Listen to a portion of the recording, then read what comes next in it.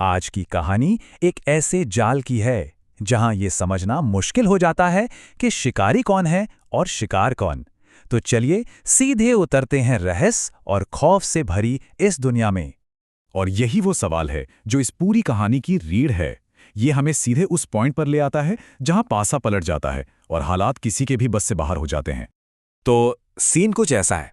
रात के 2 बज रहे हैं, सड़कें एकदम सुनसान हैं। एक ऑटो ड्राइवर की नज़र एक अकेली औरत पर पड़ती है। वो उसे रीना नगर तक छोड़ने के लिए मान जाता है और बस यहीं से उस रात की भयानक कहानी शुरू हो जाती है। ऑटो में बैठते ही ड्राइवर का असली चेहरा सामने आने लगता है। वो लगातार शीशे से उस औरत को घूरता रहता है और साथ में ये गाना गाता है। उसका ये तरीका साफ बता रहा था कि उसके इरादे ठीक नहीं हैं और वो औरत वो बेहद असहज हो चुकी थी। अब देखिए, एक के बाद एक ऐसी चीज़ें होती हैं जो ड्राइवर को यकीन दिला देती हैं कि आज तो उसकी चांदी है। पहले तो उसे पता चलता है कि वो घर में अकेली है, फिर वो अपना महंगा फ़ोन भी भूल जाती है। उसे लगता है कि सिचुएशन पूरी तरह उसके कंट्रोल में है। वो सोच रहा था कि जाल वो बिछा रहा है, पर असल में वो खुद एक जाल की तरफ बढ़ रहा था। अब उसके दिमाग में एक पूरा का पूरा शैतानी प्लान तैयार हो जाता है। वो अपने दोस्त राजू को भी बुला लेता है ताकि कोई गड़बड़ ना हो। उसका इरादा सिर्फ फोन लौटाना नहीं था, बल्कि फोन के बहाने घर में घुसना, उस औरत पर हमला करना और घर को लूटना था। वो पूरी तैयारी से उस बंगले की तरफ लौटता है। और अब कहानी एक ऐसा भयानक मोड़ लेती है जिसकी किसी ने कल्पना भी नहीं की होगी। ड्राइवर बंगले पर लौटता है और देखता है कि मेन दरवाजा खुला हुआ है। वो दबे पांव अंदर घुसता है। उसे ऊपर के फ्लोर से पानी चलने की आवाज आती है और वो उसी तरफ बढ़ जाता है। लेकिन जैसे ही वो बाथरूम के करीब पहुंचता है, एक अजीब, बहुत ही तेज बदबू उसके नथनों से टकराती है। सड़ते हुए मांस की बदबू। बस इसी एक पल में सारा माहौल बदल जाता है। हवा में एक अनजाना खौफ घुल जाता है। वो हिम्मत करके दरवाजे को धक्का देता है। अंदर जो मंजर था उसे देखकर उसकी रूह कांप जाती है। बाथटब में 10 लाशें पड़ी थीं, और जो बात सबसे ज्यादा डरावनी थी वो ये कि उन सब ने उसी की तरह ऑटो ड्राइवर की वर्दी पहन रखी थी। पास में ही बहुत सारे मोबाइल फोनों का ढेर लगा था। अब शिकारी को समझ में आया कि वो खुद शिकार बन चुका है। इससे पहले कि वो कुछ समझ पाता या वहां से भाग पाता, वही औरत पीछे से आती है, उसे बाथरूम में धकेलती है और दरवाजा बाहर से बंद कर देती है। 1 सेकंड में उसका सारा शिकारीपन, सारा घमंड हवा हो जाता है। अब वो बस गिड़गिड़ा रहा था, माफी मांग रहा था, लेकिन बाहर से कोई आवाज नहीं आई। अब कहानी में एक छोटी सी झूठी सी उम्मीद की किरण आती है। ड्राइवर का दोस्त राजू, जिसे उसने मदद के लिए बुलाया था, बंगले पर पहुंच जाता है। उसका सामना सीधा उस औरत से होता है। एक पल को ड्राइवर को लगता है कि शायद अब वो बच जाएगा। दोनों के बीच एक भयानक लड़ाई होती है। राजू अपनी पूरी ताकत से उस पर हमला करता है, सीधा सिर में चाकू घोंप देता है। कोई भी इंसान इस वार से नहीं बच सकता। वो जमीन पर गिर भी जाती है, लेकिन फिर वो वापस उठ खड़ी होती है। चाकू उसके सिर में वैसे का वैसा धंसा हुआ है, और फिर वो पास पड़े फावड़े से एक ही वार में राजू को खत्म कर देती है। और फिर वो कुछ ऐसा करती है जो ये साबित कर देता है कि वो इस दुनिया की नहीं है।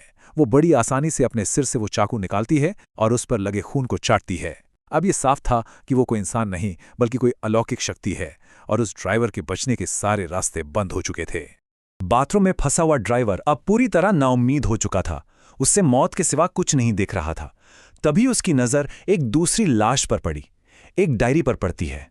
ये डायरी एक पत्रकार की थी जो शायद ठीक उसी की तरह इस जाल में फंसा था, और उस डायरी में इस बंगले का सारा राज लिखा था। डायरी से उस भूत की असली पहचान पता चलती है। उसका नाम था श्यामला देशमुख। ये सिल्वर लीफ बंगला उसी का घर था, और अब उसके बदले की वजह भी धीरे धीरे साफ हो रही थी। ये टाइमलाइन उस भयानक रात की कहानी बताती है जिसकी वजह से ये सब हो रहा है। 4 महीने पहले 2 ड्राइवरों ने श्यामला को लूटा और उसे इसी बाथरूम के टब में मरने के लिए छोड़ दिया। अब उसकी आत्मा हर उस ड्राइवर से बदला ले रही है जिसके इरादे नेक नहीं होते। और सबसे खौफनाक बात तो ये थी कि ये बदला ठीक उसी तरीके से लिया जा रहा था जिस तरीके से श्यामला को मारा गया था। वही फोन भूलने का बहाना, वही अकेली औरत का जाल, मतलब हिंसा का वो चक्र पूरा हो रहा था, और ये ड्राइवर उसका नया हिस्सा था। अब हम कहानी के आखिरी सबसे भयानक हिस्से में पहुंचते हैं। ड्राइवर को ये एहसास होता है कि वो किसी एक रात की घटना में नहीं, बल्कि एक कभी ना खत्म होने वाले दुस्वप्न में फंस चुका है। ये टेबल साफ साफ दिखाती है कि ये कोई एक बार की घटना नहीं है। ये एक चक्र है जो हर शनिवार को खुद को दोहराता है। हर शनिवार एक नया शिकार, वही जाल और वही अंजाम। पिछला शिकार एक पत्रकार था जो शायद बेकसूर था, वो भी मारा गया। तो इस ड्राइवर का क्या होगा? एक पूरा हफ्ता बीत जाता है। भूख और प्यास से उसकी हालत बद से बदतर हो जाती है। जिंदा रहने की जो कीमत वो चुकाता है वो मौत से भी बुरी है। अब उसकी एकमात्र उम्मीद अगला शनिवार है, जब कोई नया शिकार आएगा और शायद ये दरवाजा खुलेगा। और यहां कहानी का सबसे क्रूर मोड़ आता है। अगला शनिवार आता है। एक नया ड्राइवर जाल में फंसता है। अंदर फंसा ड्राइवर मदद के लिए चीखता है। उसकी चीखें काम कर जाती हैं। नया ड्राइवर उसे बचाने के लिए बाथरूम की तरफ भागता है, लेकिन जैसे ही वो दरवाजा खोलता है, भूत उसे भी अंदर धकेल देता है। दरवाजा फिर से बंद। उसका बचने का प्लान उसी पर उल्टा पड़ गया। ये शब्द, ये नए ड्राइवर के शब्द थे जो उसने घबराहट में कहे, और उसकी इसी एक गलती ने, यानी फोन ऑटो में भूल आने ने, उन दोनों के बचने की आखिरी उम्मीद को भी खत्म कर दिया था। ये सुनकर पहले वाले ड्राइवर का गुस्सा 7वें आसमान पर पहुंच जाता है, और आखिर में वो भूत एक ऐसा प्रस्ताव रखती है जो शैतान को भी शर्मा दे। वो कहती है, तुम में से एक दूसरे को मार डालो और मैं उसे आज़ाद कर दूंगी। यह आज़ादी का एक ऐसा वादा था जो शायद कभी पूरा होने वाला नहीं था।